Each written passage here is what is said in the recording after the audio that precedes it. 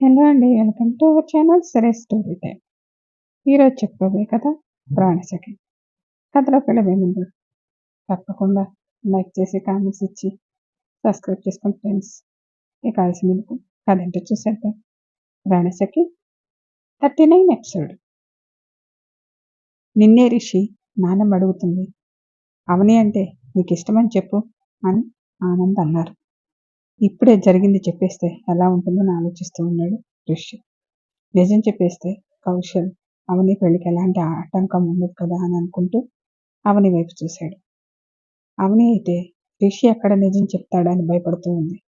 ఇదేంటి అవని అలా భయంగా చూస్తుంది? నిజం చెప్తే తనకి హ్యాపీనే కదా, కౌశల్తో తన పెళ్లికి ఎలాంటి ఆటంకం ఉండదని అనుకున్నాడు. నాయనమ్మ అసలు ఏం జరిగిందంటే అని రిషి అనగానే వెంటనే అవని, మీ మనసులో నా మీద ఎంత ప్రేమ ఉందో నాకు తెలుసు రిషి గారు, మీరెవరికి ఏమీ చెప్పాల్సిన అవసరం లేదు.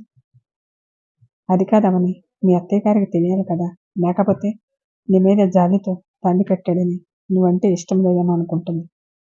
పర్వాలేదులే అమ్మమ్మ గారు, అత్తయ్య గారు ఏమనుకుంటే నాకెందుకు, రిషి గారికి నా మీద ఎంత ప్రేమ ఉందో నాకు తెలుసు కదా అన్నది. చూసావా సౌదామిని, ఇప్పటికైనా రిషికి అవని అంటే ఎంత ఇష్టం అర్థమైంది కదా అన్నారు జానకమ్మ గారు. అత్తయ్య గారు, రిషి గురించి నాకు బాగా తెలుసు. సౌదామిని, ఇంకా చాలు, ఈ విషయాలు ఇద్దరితో వదిలేయండి. రిషి నువ్వు వెళ్ళి ఫ్రెష్ అయ్యరా అని ఆనంద్ చెప్పారు. సరే డాడీ అని రిషి పైకి వెళ్తుంటే అవని కూడా పైకి వెళ్ళింది. అవని రూమ్లోకి రాగానే ఎందుకని నిజం చెప్పనివ్వలేదు అని అడిగాడు రిషి. మీరు నన్ను ఇక్కడికి ఎందుకు తీసుకొచ్చారు, మర్చిపోయారా అన్నది. నేనేం మర్చిపోలేదు అవని, నాన్నమ్మ కోసం నేను ఇక్కడ తీసుకొచ్చాను. అమ్మమ్మగారి కోసం తీసుకొచ్చి ఇప్పుడు మీరే నిజం చెప్తే అమ్మమ్మగారు తట్టుకోగలరా చెప్పండి అని అన్నది. నా వల్ల కౌశల్ నువ్వు చాలా ఇబ్బంది పడుతున్నారు కదా అవని, నేను ఇబ్బంది పడుతున్నాను మీతో చెప్పాను అని కొంచెం కోపంగా అడిగింది అవని. నువ్వు చెప్పకపోయినా కౌశల్ ఈరోజు ఆఫీస్లో చాలా బాధపడ్డాడు. కౌశల్ బాధపడటం ఏంటి, ఏమైంది రిషి గారు అని అడిగింది అవని. ఏమి లేదవని అని వాష్రూమ్కి వెళ్తుంటే అడ్డుపడి అసలు ఏం జరిగిందో చెప్పండి అని అడిగింది. ఏం లేదు, కౌశల్కి నీకు పెళ్లికి ఏదో ముహూర్తాలు పెట్టుకుందాం అనుకుంటే నేను ఇక్కడ తీసుకొచ్చాను కదా, మళ్ళీ ముహూర్తాలు 3 నెలల దాకా లేవని చెప్పారంట. అవునా అంటూ ఆనందంగా అన్నది అవని. అవని అలా అనగానే అదేంటి నీకు బాధగా లేదా అని అడిగాడు రిషి. బాధనా, ఎందుకు, నాకు ఇప్పుడు చాలా సంతోషంగా ఉంది. అవని అలా అనేసరికి రిషికి ఏమీ అర్థం కాక, పెళ్లి ఆగిపోతుంటే బాధపడాలి కానీ నువ్వేంటి ఇంత ఆనందంగా ఉన్నావు అని అన్నాడు. నిజం చెప్పమంటారా రిషి గారు, నాకు ఈ పెళ్లి అసలు ఇష్టమే లేదు అని చెప్పింది. అవని ఏం మాట్లాడుతున్నావు, నువ్వు కౌశల్ ప్రేమించుకున్నాడు, పెళ్లి చేసుకోవాలనుకున్నాడు, ఇప్పుడు పెళ్లి ఇష్టం లేదంటే ఎలా? కౌశల్ నన్ను ప్రేమించాడు కానీ నేనేమి తనని ప్రేమించలేదు. పెళ్లి చేసుకుందామంటే సరే అన్నాను. ఇప్పుడు ఎందుకో నాకు ఈ పెళ్ళంటేనే ఇష్టం లేదు రిషి గారు. తప్ప అని అలా మాట్లాడకూడదు. కౌశల్కి నువ్వంటే చాలా ఇష్టం. ఇప్పుడు పెళ్ళి వద్దంటే కౌశల్ ఏమవుతాడు ఆలోచించావా అని అన్నాడు.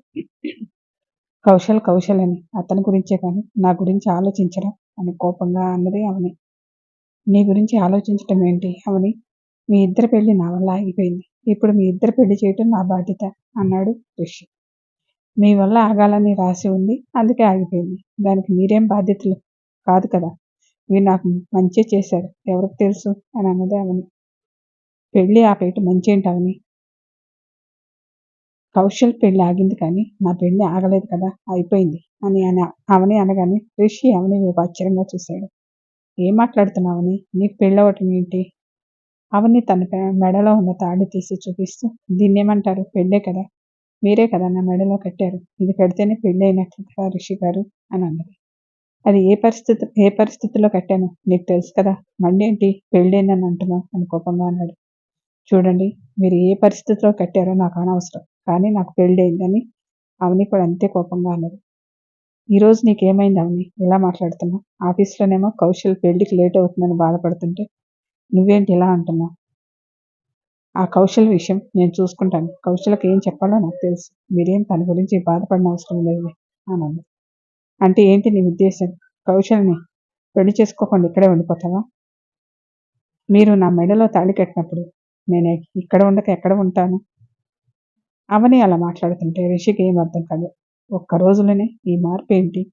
అసలు అవని మనసులో ఏముంది అని అనుకుని నువ్వు ఇక్కడ ఉంటానంటే నేను ఎలా ఒప్పుకుంటాను అని అన్నాడు రిషి. మీరు ఒప్పుకునేదేంటి రిషి గారు? ఇది నా అత్తగారి ఇల్లు. పెళ్ళైన తర్వాత నేను ఇక్కడే ఉండాలి కదా. అవని నాకు కోపం తెప్పించకు అని చాలా సీరియస్గా అన్నాడు రిషి. మీకు కోపం వచ్చినా నేను చెప్పింది నిజమే కదా రిషి గారు. ఏది నిజం? జరిగింది ఏంటో నీకు తెలుసు. మనం డివోర్స్ కూడా అప్లై చేశాం కదా. మళ్ళీ ఏంటి ఇదంతా అని అన్నాడు. రోజులు ఎప్పుడు ఒకేలాగా ఉండవు కదా రిషి గారు. ఒకసారి మెడలో తాళి పడిన తర్వాత చావైనా బ్రతికైనా అది మీతోనే అని నాకు లేటుగా అర్థమైంది. అందుకే నేను మీతో ఉండాలని అనుకుంటున్నాను. విడాకులు ఇచ్చి కౌశల్ని పెళ్లి చేసుకోమని అనుకోవటం లేదు. ఈ విషయం అందరికి అర్థమయ్యేలాగా నేను చెప్తాను అని అన్నది అవని. ఏంటి నువ్వు చెప్పేది? అసలు నువ్వు ఇలా మాట్లాడతావని నేను అస్సలు అనుకోలేదు. నేను మాట్లాడింది మీకు తప్పుగా అనిపిస్తే నన్ను క్షమించండి. కానీ నేను చెప్పింది మాత్రం నిజం. నేను మిమ్మల్ని వదిలి ఎక్కడికి వెళ్ళను. అవునా?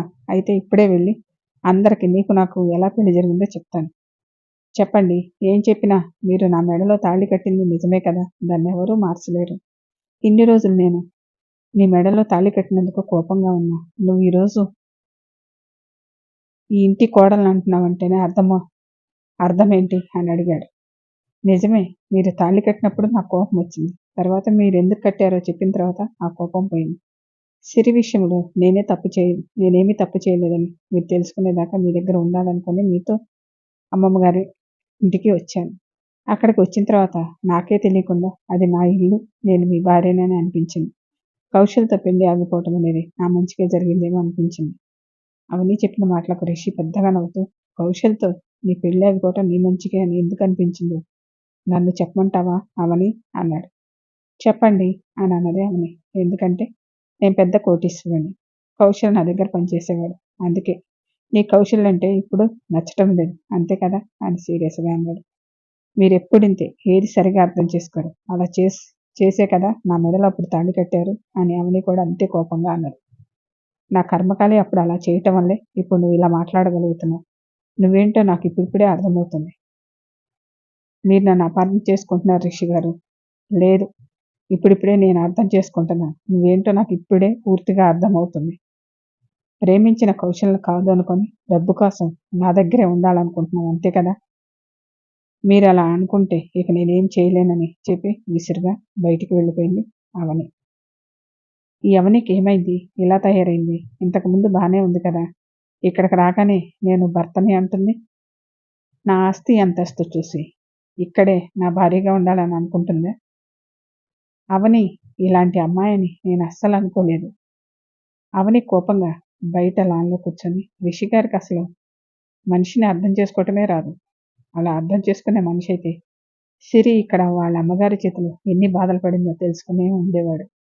ఆమె నటన చూసి సిరి అంటే ఆమెకు ఎంత ఇష్టమో అని అనుకుంటున్నాడు. నేను ఇక్కడుండి ఆమె నిజస్వరూపం బయట పెట్టాలనుకుంటుంటే ఈయనేమో నేను డబ్బు కోసం ఇక్కడ ఉంటున్నానని అనుకుంటున్నాడు. ఈ రిషి గారు మొదటి నుంచి తప్పుగా అర్థం చేసుకుంటూ ఉంటారు. అలా అర్థం చేసుకొని పెళ్లిలో కోపంతో నా మెడలో తాళి కట్టాడు. ఇప్పుడేమో ఇలా చేసినందుకు బాధపడుతున్నారు. ఆయన సరిగ్గా మనుషుల్ని ఎప్పుడు అర్థం చేసుకుంటారో ఏంటో. ముందు ఆ కౌశల్ సంగతి ఏంటో చూడాలి. ప్రేమిస్తున్నాను అనగానే కౌశల్ గురించి పూర్తిగా తెలుసుకోకుండా తొందరపడి పెళ్లి ఒప్పుకున్నాను.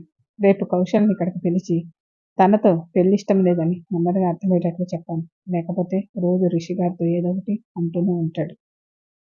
అవని ఏంటమ్మా ఇక్కడ కూర్చున్నావు? రిషి ఎక్కడా అని జానకమ్మ గారు వచ్చి అడిగారు. అమ్మమ్మ గారు మీరేంటి ఇలా వచ్చారు? ఊరికే అలా బయటకు వచ్చాను. నువ్వు కనిపించావు. ఏమైంది అలా ఉన్నావు? ఇంకా మీ అత్తయ్య గారు అన్న మాటల గురించే ఆలోచిస్తున్నావా? అదేమి లేదులేమ్మా. రిషి గారు ఫ్రెష్ అవుతుంటే ఇలా కిందకు వచ్చాను. ఈ ఇంట్లో ఎవరేమన్నా నువ్వు అస్సలు పట్టించుకోకు, సరేనా? సిరి ఎలా ఉండేదో నేను కూడా అలానే ఉంటాను అని అన్నది అవని. రిషి వచ్చి సిరికి నీకు పూలకేంటి అని కోపంగా అన్నాడు. ఎందుకు రిషి అంత కోపం? తను ఇప్పుడు ఏమన్నది? సిరిలాగా ఉంటానన్నది అంతే కదా. దానికెందుకు తన మీద అరుస్తున్నావు? నా సిరిలాగా ఎవరు ఉండలేరు అని చెప్పి లోపలికి వెళ్ళాడు. రిషి అలా అనటం సౌదామిని చూసింది. నా అనుమానం నిజమే. రిషికి ఆ అమ్మాయి అంటే అసలు ఇష్టం లేదు. ఎలాగైనా ఆ అమ్మాయిని బయటికి పంపించేసి నాకు నచ్చిన అమ్మాయితో రిషి పెళ్లి జరిపించాలని సౌదామిని అనుకుంది. రిషి ఏమో అవని పెళ్లి కౌశల్తో జరిపించాలని చూస్తున్నాడు. అవని ఏమో సౌదామిని విషయం బయట పెట్టేదాకా ఆ ఇల్లు వదిలి వెళ్ళకూడదని నిర్ణయించుకుంది. ఇలా ఎవరికి వాళ్ళు అనుకుంటూ ఉన్నారు. ఏం జరుగుతుందో చూద్దాం. కౌశల్ ఆఫీస్కి బయలుదేరుతుంటే పార్వతి వచ్చి, కౌశల్, మీ సార్ డబ్బుల గురించి ఏమైనా చెప్పారా అని అడిగింది. ఏం డబ్బులు మమ్మీ అని చిరాగ్గా అడిగాడు. అదేంట్రా ఏం డబ్బులు అంటావు? అవని నీ తనతో పంపిస్తే మనకి ఇస్తానన్న డబ్బుల గురించి అడుగుతున్నాను. ఆ డబ్బుల గురించి నాకేం తెలుసు, నువ్వేగా మాట్లాడుతుంది, నువ్వే అడుగు అని కోపంగా అన్నాడు. నువ్వు ఆఫీసులో కలుస్తావు కదా, అందుకే నిన్ను అడుగుతున్నా. ఈరోజు మీ బాస్ని కలిస్తే ఆయన ఇస్తానన్న 50 లక్షలు ఎప్పుడు ఇస్తాడో అడుగు. నాకు అసలు అలా పంపించడం ఇష్టం లేదు. నువ్వే పంపించావు, నువ్వే ఫోన్ చేసి అడుగు, నేను అడగను అన్నాడు కౌశల్. నా కోసం ఏమైనా అడుగుతానని కౌశల్ నీ కోసం కదా అని అన్నది. సార్ రూమ్కి వెళ్ళినప్పుడు గుర్తు చేస్తాలే అని అన్నాడు. అవును, ఇంతకు అవని నీకు ఫోన్ చేస్తుందా? అవని నాకెందుకు చేస్తుంది అని మనసులో అనుకొని, చేస్తుందా మమ్మీ. ఇంతకీ ఆ ముసలోళ్ళు ఎప్పుడు వెళ్తారంట, ఏమైనా చెప్పిందా? అసలు తను ఫోన్ చేస్తే కదా వాళ్ళు ఎప్పుడు వెళ్ళేది నాకు తెలిసేది అని తిట్టుకుంటూ, తనకు కూడా ఏం తెలియదంట మమ్మీ అన్నాడు. వాళ్ళు తొందరగా వెళ్తే బాగుండు, అవని వచ్చేస్తుంది. ఆ తర్వాత పెళ్లికి ముహూర్తాలు పెట్టించవచ్చు. మీరు పెట్టించాలన్నా అక్కడ ముహూర్తం ఉండాలి కదా, ఇంకా 3 నెలల దాకా ముహూర్తాలే ఉండమని చెప్పారంట. 3 నెలలే కదా కౌశల్, ఎంతలోకి వస్తాయి అన్నది పార్వతి. కౌశల్ జేబులో ఉన్న ఫోన్ రింగ్ అయింది. ఫోన్ తీసి చూశాడు. ఫోన్ అవని దగ్గర నుంచి వచ్చింది. Story continue. మళ్ళీ నెక్స్ట్ ఎపిసోడ్లో తెలుసుకుందాం. Thank you.